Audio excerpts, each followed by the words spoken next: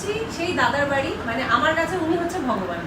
তা তোমরা অনেকেই এর আগের একটা ভিডিওতে তোমরা কমেন্টে জানতে চেয়েছো দাদার ফোন নাম্বার, দাদার কোথায় চেম্বার, সবটা জানতে চেয়েছিলে।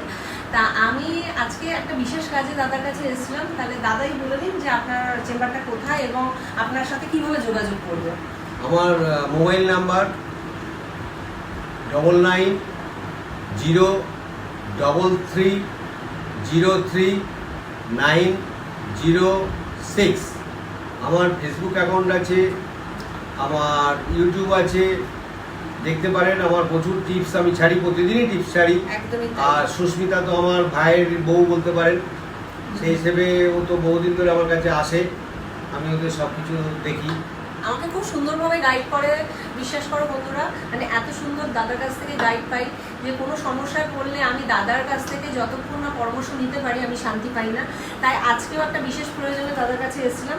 তাই তোমরা অনেকেই জানতে চেয়েছো দাদার নাম্বার আর দাদার চেম্বারটা। দাদা আপনার আমার চেম্বারটা হচ্ছে হরহরিতলা থেকে বাদিকে কোমরপাড়া মোড়ের কাছাকাছি এসেই আমাকে ফোন করলে আমি বলে দেবো।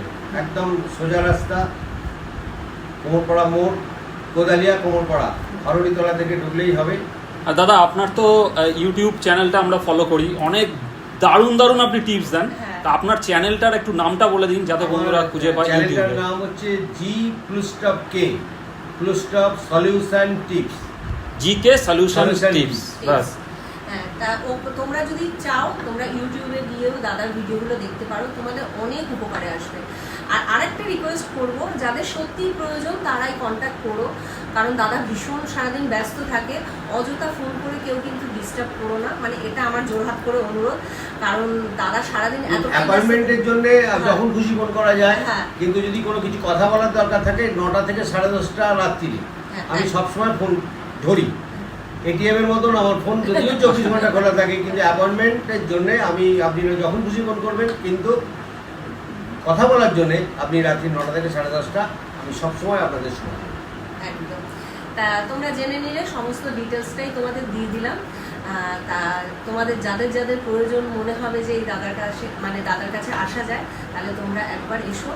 আশা করি তোমরা অনেক উপকার পাবে। আমি তো বিগত 16-17 বছর ধরে দাদার কাছে আসি, মানে আমার ছেলের যখন 2.5 বছর বয়স তখন থেকে আমি দাদার কাছে আসি, আর দাদার গাইডেই আমি চলছি। তা যাই হোক, এটুকুনি বলার ছিল। তা ভিডিওটা তোমাদের যদি ভালো লাগে বন্ধু বান্ধব আত্মীয় স্বজনের মধ্যে একটা শেয়ার করে দিও। চলো টাটা।